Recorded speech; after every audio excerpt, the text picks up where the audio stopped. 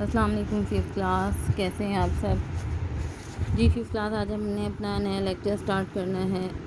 نیا سبق ہے آج ہمارا۔ اس سبق کا نام ہے میرا گاؤں میرا گھر۔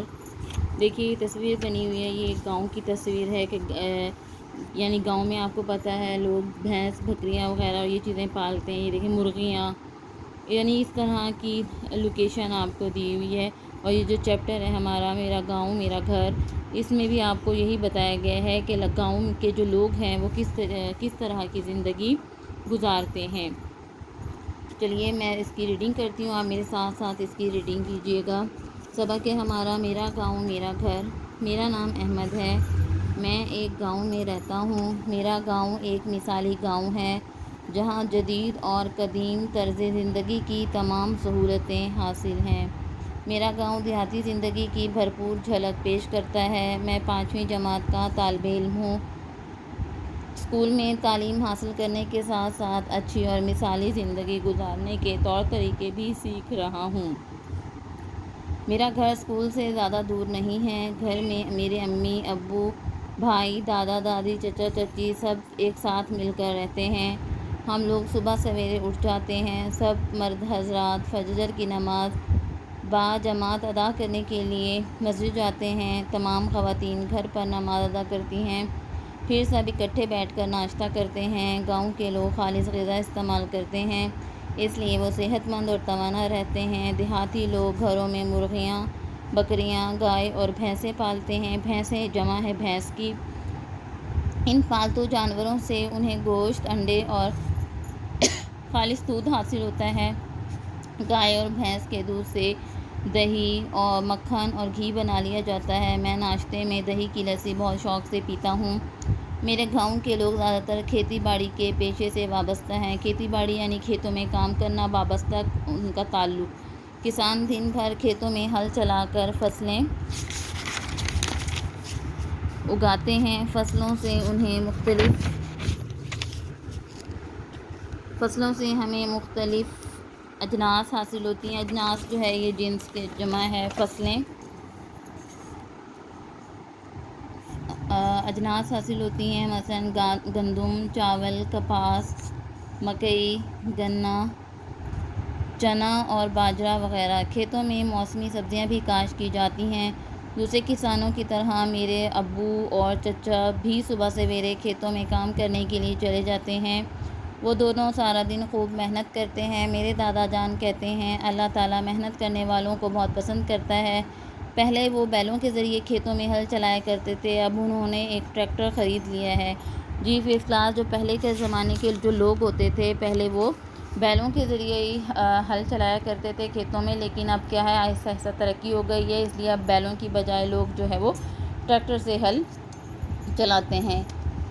اس سے وہ کم وقت میں زیادہ رقبے پر ہل چلا لیتے ہیں۔ جب فصل پک کر تیار ہو جاتی ہے تو کاٹنے اور کا کام بھی ٹریکٹر، ہارویسٹر اور تھریشر کے ذریعے انجام دیتے ہیں۔ جب اناج بوریوں میں بھر کر گھر پہنچ جاتا ہے تو سب اللہ کا شکر ادا کرتے ہیں۔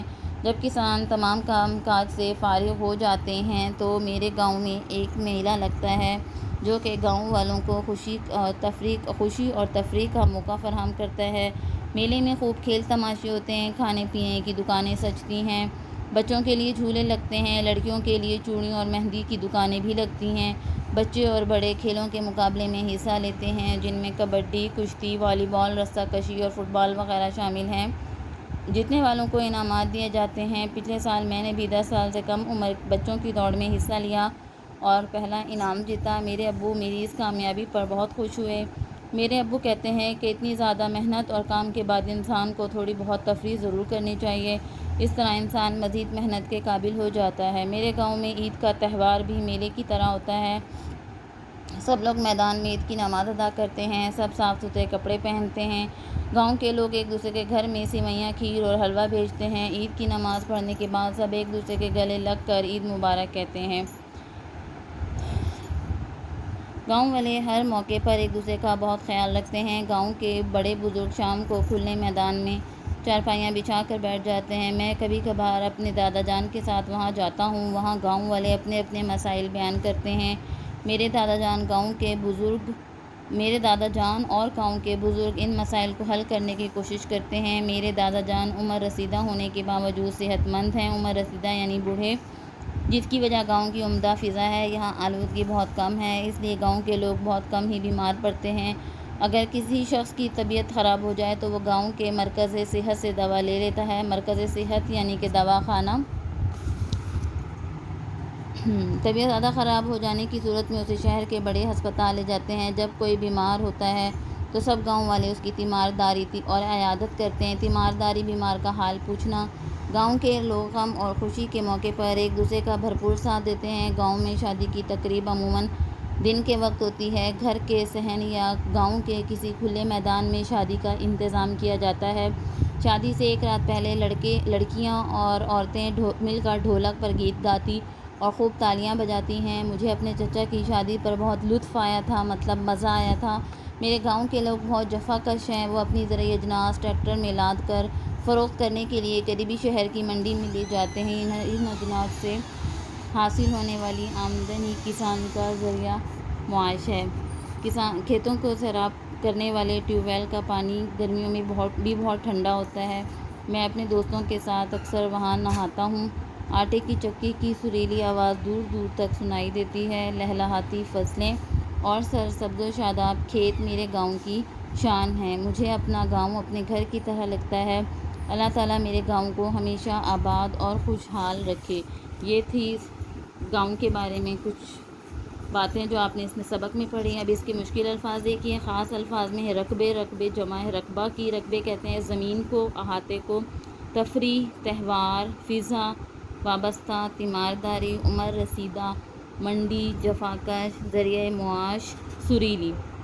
یہ مشکل الفاظ تھے۔ اس چیپٹر کے کچھ مشکل الفاظ میں نے اپنی ڈائری پہ مینشن کیے ہوئے ہیں، وہ میں آپ کو دکھاتی ہوں۔ ہاں جی دیکھیے 5th کلاس سبق ہے ہمارا میرا گاؤں میرا گھر۔ مشکل الفاظ دیکھیے اس کے: مثالی گاؤں، جدید قدیم طرز، سہولتیں، جھلک، طور طریقے، صحت مند، توانا، بھینسیں بھینس کی جمع ہے، وابستہ، کھیتی باڑی، اجناس، ٹریکٹر، ہارویسٹر، تھریشر، مہندی، رسا کشی، صاف ستھرے، چارپائیاں، طبیعت، عمدہ، مرکز صحت، ہسپتال، تیمارداری، عموماً، انتظام، لطف، ڈھولک، سرسبز و شاداب، عمر رسیدہ، ذریعہ معاش۔ یہ مشکل الفاظ تھے۔ آگے دیکھیے الفاظ معنی۔ وابستہ، وابستہ کے معنی ہوتے ہیں جڑا ہوا یا تعلق۔ مرکز صحت، دواخانہ، عموماً، عام طور پر۔ رقبہ، احاطہ یا زمین۔ توانا، طاقتور، آلودگی، گندگی۔ جدید، نیا، سہولتیں، آسانیاں۔ خالص، عمدہ۔ تفریح، سیر، فراہم کرنا، مہیا کرنا۔ سریلی آواز، پیاری آواز۔ تیمارداری، بیمار کی عیادت۔ معاشرے، رہن سہن۔ منڈی، بازار۔ عمر رسیدہ، بوڑھا۔ جفاکش، محنتی یا سخت محنت کرنے والا۔ تقریب، محفل۔ اجناس، جنس کی جمع فصلیں یا اناج۔ قدیم، قدیم کے معنی پرانا۔ جھلک، عکس۔ کھیتی باڑی، کھیتوں میں کام کرنا۔ پیشے، مختلف کام۔ فضا، ہوا۔ ذریعہ معاش، آمدنی کا ذریعہ۔ فروخت کرنا، بیچنا۔